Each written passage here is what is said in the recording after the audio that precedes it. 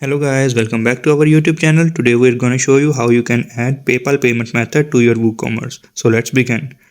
First of all, we will scroll down and come to plugins. Here we will click the add new.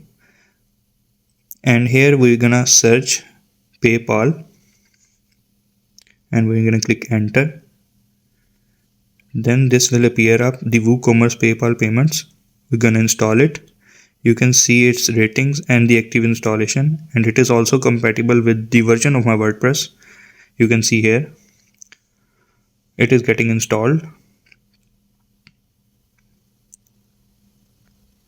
As soon as it is installed, and we're gonna click the activate button. We're gonna come here. From here we can access the settings of this. You can see here the settings, and we can also access the setting from here. WooCommerce, the settings. We're gonna click here the payments. We will select the payments and click the payments, and here we can select the all payment methods. Scroll down. We have to enable the PayPal from here. Here we can see the PayPal. I will enable it.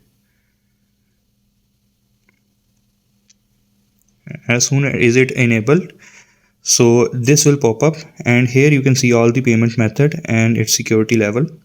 To activate it, we will click activate PayPal, and here we can put all the credentials of the PayPal.